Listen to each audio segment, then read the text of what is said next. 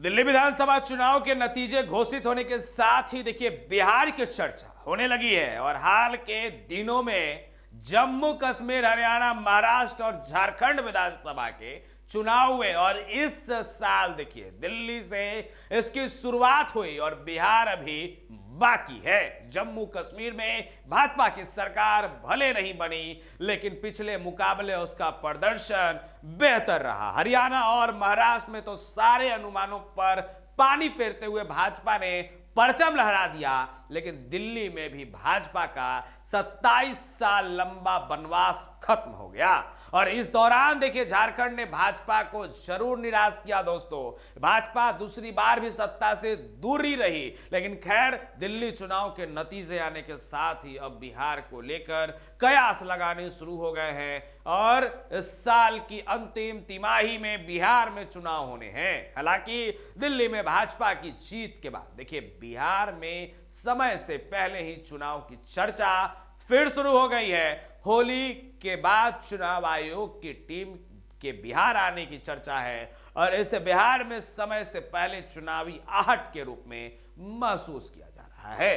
तेजस्वी को इस बार देखिए महागठबंधन के सरकार बनाने की पूरी उम्मीद है और हालांकि देखिए दिल्ली चुनाव परिणाम देखकर उनका भी मोरल कमजोर पड़ने से इनकार नहीं किया जा सकता, क्योंकि आरजेडी के सीएम फेस तेजस्वी यादव पहले से ही बिहार के जिलों का दौरा कर रहे थे और वो पार्टी कार्यकर्ताओं से मुलाकात करते हैं और उम्मीदवारों के बारे में देखिए फीडबैक लेते हैं।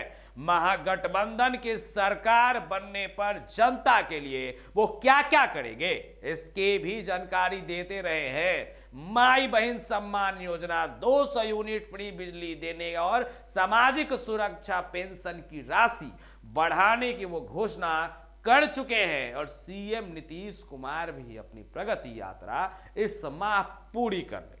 नीतीश जिस भी जिले में जाते हैं वहां चल रही सरकारी योजनाओं की समीक्षा करते हैं, नई योजनाओं की घोषणा करते हैं और उद्घाटन शिलान्यास के काम भी संग संग निपटाते चलते हैं और इससे लगता है कि सत्ता पक्ष और प्रतिपक्ष दोनों चुनाव के लिए तैयार हैं और दिल्ली चुनाव परिणाम का पहला असर यह हो सकता है कि समय से पहले चुनाव हो जाए।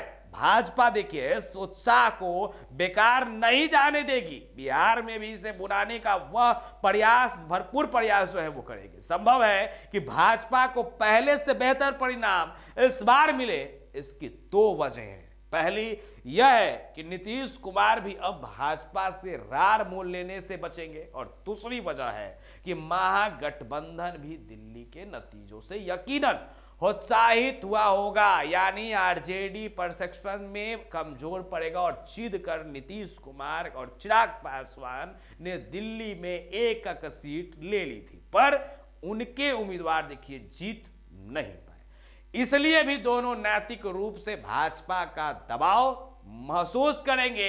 सीटों के बंटवारे में अब वो सख्त तेवर अपनाने से बचेंगे और नीतीश कुमार के बार बार के इनकार के बावजूद यह खतरा बना हुआ था कि वो फिर कहीं पाला न बदल ले, तो अब वो देखिए भाजपा की स्थिति सुधरता देखकर शायद ही पाला बदल की बात सोचेंगे। शिवसेना युवती के 6 सांसदों के शिंदे की शिवसेना में शामिल होने की चर्चा से भी नीतीश कुमार यकीनन भय महसूस कर रहे होंगे और ऐसे में उनके पाला बदल का खतरा अब खत्म हो गया।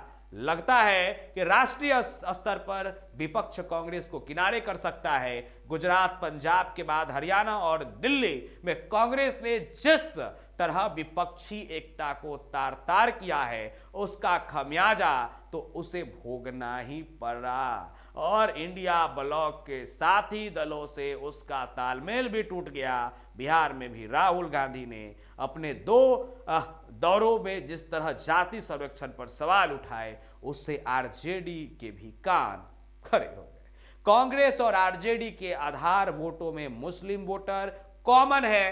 अश्विनी ओवैसी पहले से ही मुस्लिम वोटों के बंटवारे का ट्रेलर दिखा चुके हैं और कांग्रेस ने भी हरियाणा और दिल्ली जैसा रुख अपनाया तो मुस्लिम वोटों का बंटवारा दोस्तों तय है।